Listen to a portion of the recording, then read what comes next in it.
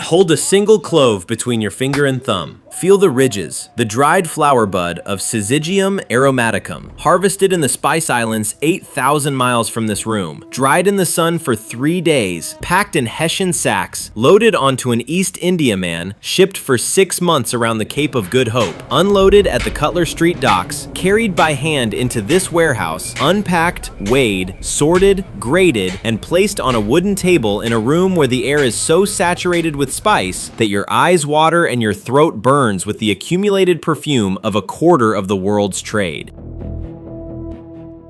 If the secret histories of the world's most powerful trading empires fascinate you, subscribe now. What you're about to see inside this warehouse will change how you think about everything on your spice rack.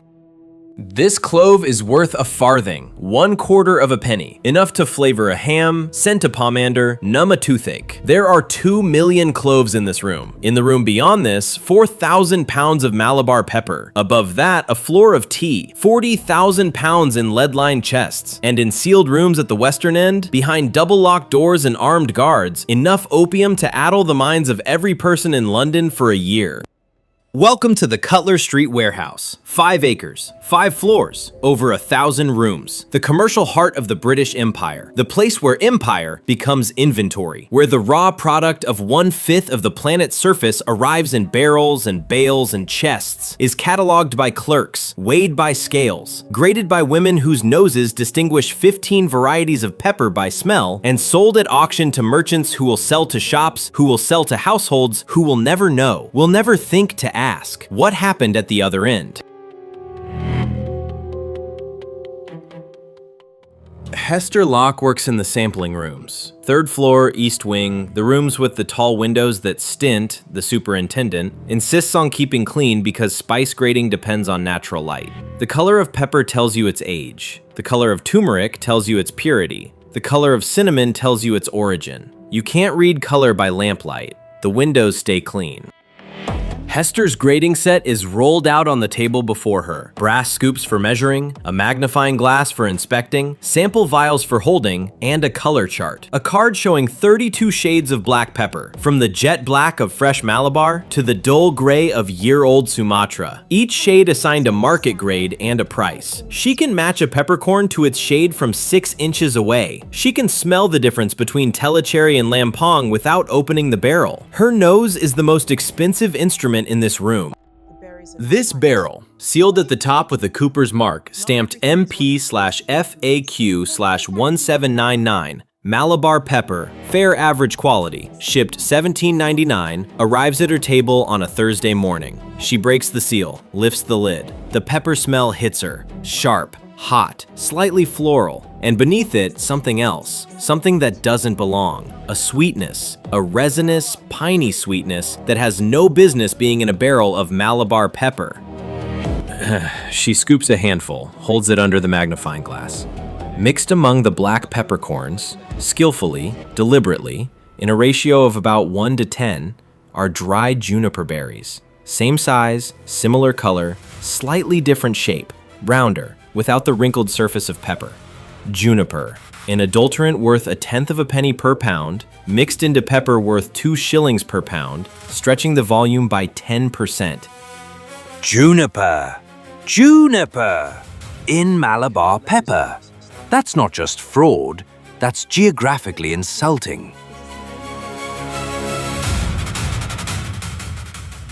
Pepper loses its bite over time. The longer it sits in a barrel, the milder it becomes. The aromatic oils, the chemicals that make pepper pepper, evaporate through the wood, dissipate into the warehouse air, contribute to the spice-saturated atmosphere that makes the sampling room uninhabitable for anyone without a trained nose. But the price stays the same. A pound of pepper costs 2 shillings whether it was packed yesterday or aged for 3 years in a warehouse. The market grade, Hester's grade, is what determines the sell price. And Hester's grade depends on the now, not the then. She marks the barrel. Condemned.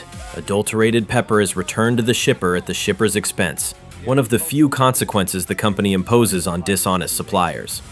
The barrel of juniper-laced Malabar pepper, worth 60 pounds if genuine, is worth nothing. Somebody in India mixed it. Somebody on the ship didn't check. And Hester Locke, in a room on the 3rd floor of a warehouse in London, caught it with her nose. Prudence, Hester's daughter, 14, who works in the cooperage below, appears at the sampling room door during the midday break. What happens to condemned barrels, ma'am? Do they throw them away? Hester looks at the barrel, at the juniper berries she's scooped into a sample vial, at her daughter's face, young, curious, seeing the warehouse as adventure and wonder and possibility. No, love. They sell them cheaper to someone who doesn't mind. The cargo arrives by barge from the East India docks, transferred from seagoing Indiamen to river lighters, towed up the Thames, unloaded at Cutler Street by hand. Every barrel, every bale, every chest is carried by men. Two types of men, English dock laborers and lascars, Indian and Bengali sailors who work the company's ships and unload their own cargo at the London end. Kasim is 24. He's been sailing company ships since he was 16. Pressed into service in Calcutta, not formally enslaved, but not formally free either. Occupying a legal gray zone where Bengali sailors work for a fraction of English wages and live in a section of the ship that English sailors won't enter. He carries 80-pound tea chests on his shoulder from barge to warehouse door, up 3 flights of stairs, across the tea floor and onto the stacking pile. Then back down. Then another chest. 12 hours, 1 shilling. An English dock laborer earns 3 shillings for the same work. Hester meets him in the loading bay during a rain delay. Cargo is covered during rain because water damages tea and dissolves indigo. He's sitting on a stack of Hessian sacks, eating a chapati he brought from the Lascar boarding house in Stepney. She's there to inspect a crate of cinnamon. He speaks English, not street English, formal English, learned aboard ship from a company officer who taught him in exchange for Bengali lessons. His grammar is precise. His sentence structure is careful, considered, the language of a man who constructs each phrase before speaking it. You inspect the pepper. You determine its quality. This I have watched. But do you know what quality the grower sees? I know what arrives, not what happens before. Before, yes. Before is where the pepper grows on the vine, in Malabar, on land that was rice land until the company told the farmers they must grow pepper instead. Rice feeds families. Pepper feeds the company. The families grow pepper and buy rice from the company at the company's price. Hester has heard versions of this. London doesn't want to hear it, but London can't avoid hearing it. The Lascars talk, the returning sailors talk, the missionaries talk. The story is always the same. Agricultural conversion. Land that grew food for local consumption is converted to cash crops for export. The people who farmed the land become laborers on plantations growing goods they'll never consume, paid in wages insufficient to buy the food they used to grow themselves.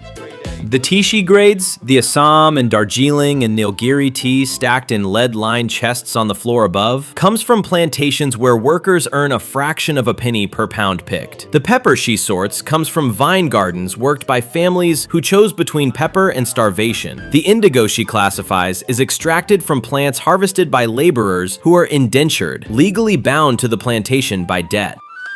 And all of it arrives at Cutler Street, is unloaded by men paid a third of an English wage, is graded by women whose noses are more precise than any chemical test, is sold at auction for prices that make the company the most profitable enterprise on earth, and the money, £2 million in goods in this warehouse alone, flows one way, east to west, dark to light, colony to country.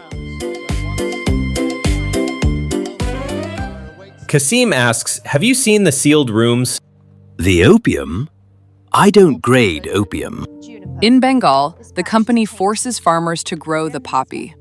The opium is bought by the company at a fixed price, below market, shipped to China, sold at 10 times what the farmer received. The profit builds this. He gestures at the warehouse. And the Chinese become addicts, and the farmers become poor, and the warehouse becomes full.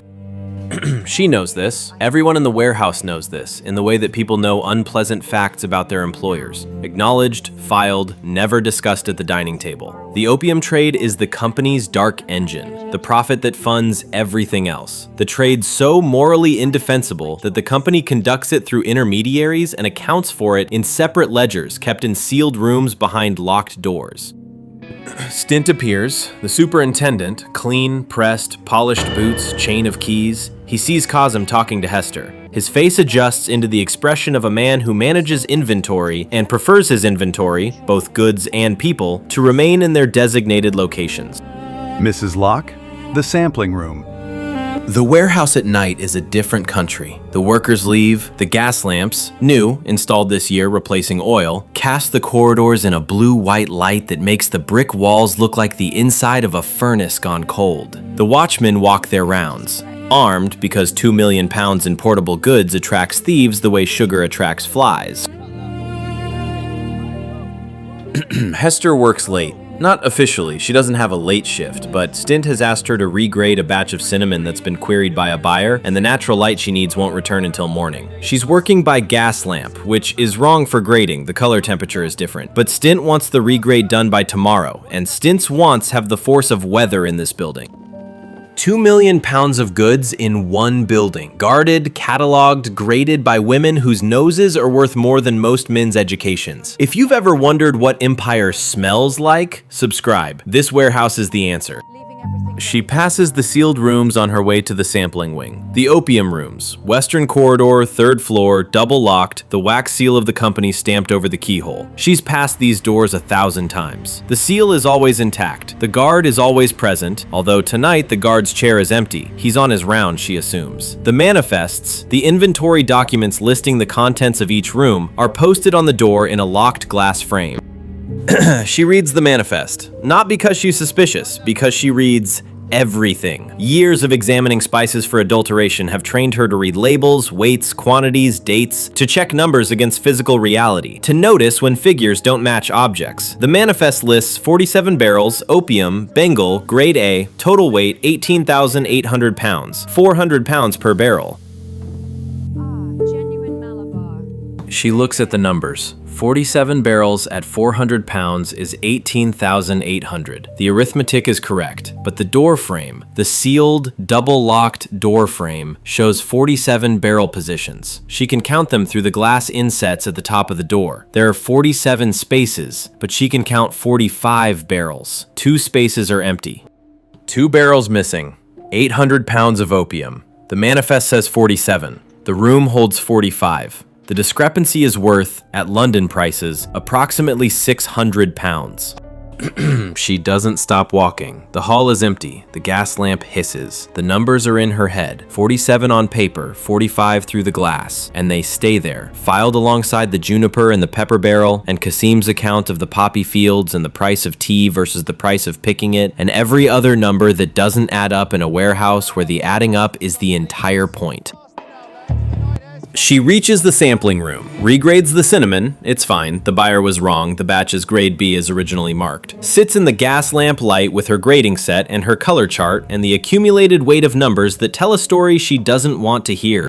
She stays quiet about the opium, about the discrepancy, about the 2 barrels that exist on paper and not in the room. This isn't her department. Opium isn't spice. The sealed rooms aren't her jurisdiction, and the consequences of reporting an inventory discrepancy, especially in opium, especially in a commodity overseen by the company's most senior officers, are consequences that a sampling room grader cannot survive. She would be questioned, investigated, dismissed, not for being wrong, for looking.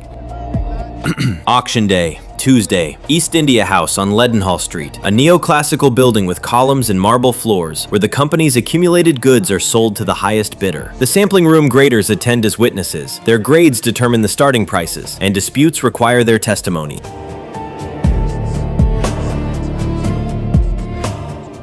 Hester sits in the gallery above the auction floor. Below her, merchants bid on lots of tea, silk, indigo, and spice. The auctioneer calls lot numbers from a catalog. The merchants consult their sample notes. Bids rise in increments of 6 pence per pound. The room smells of money. The particular scent of wool suits and perfumed handkerchiefs, and the ambition of men who buy cargo they've never seen from countries they've never visited.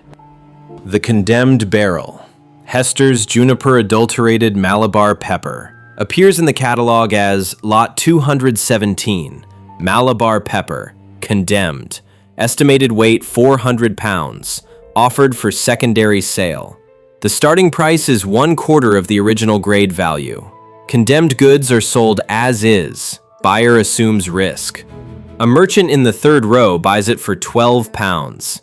The pepper, including the juniper berries, including the fraud, including the particular insult of a Malabar barrel containing European berries, will be ground into a powder and sold to a commercial baker who uses pepper in sausages. Nobody will taste the juniper. Nobody will know. The fraud passes through the system like water through sand, absorbed, distributed, invisible. Kasim is in the gallery. He's not supposed to be. Lascars don't attend auctions. But the door was open and the guard was watching the merchants, not the stairs. He sits beside Hester, watches the bidding. In my country, the pepper grows on the vine. Here, it sits in barrels. Which country does the pepper belong to? Hester doesn't answer. The question sits between them like the clove she held at the beginning of this story. Small, dried, aromatic, containing within its ridged body the labor of hands she'll never see, the soil she'll never touch, the sun she'll never feel. The pepper belongs to the barrel belongs to the company belongs to the shareholders belong to England, and the vine, the living plant that grew the pepper in the first place, belongs to no country because it belongs to the earth, and the earth doesn't recognize charters.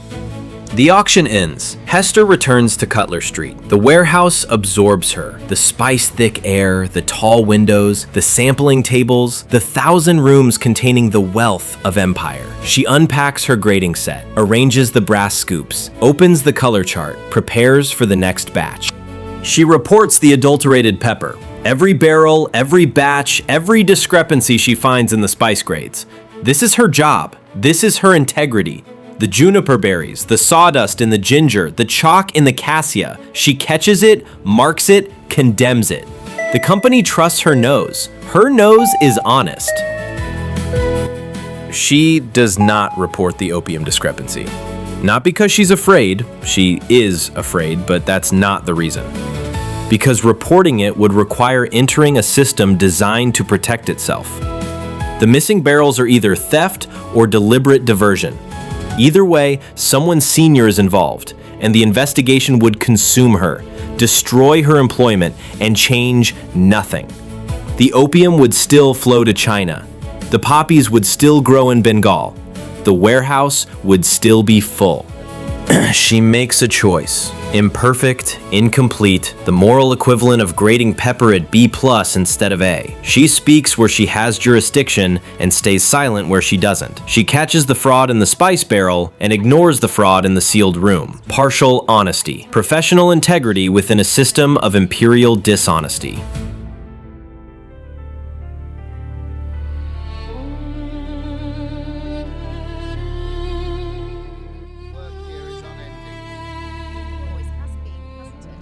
The Cutler Street Warehouse operates for another 40 years. The East India Company loses its trade monopoly in 1813, its governmental powers in 1858, its existence in 1874. The building survives. The goods move through. The grading continues. Women with trained noses sit at wooden tables and distinguish Malabar from Telecherry, genuine from adulterated, honest from fraudulent. A local integrity operating within a global dishonesty. A small truth inside an enormous lie.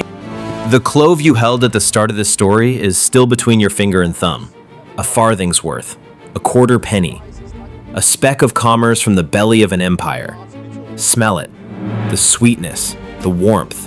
The particular chemical complexity of a flower bud dried 8,000 miles away by hands that received, for their labor, less than the farthing the clove is worth. That's the price. Not the market price, not the auction price, the real price. Measured in labor, in land, in lives. Hester Locke knows the market price to the 16th of a penny. The real price, she's learning, doesn't fit on a color chart.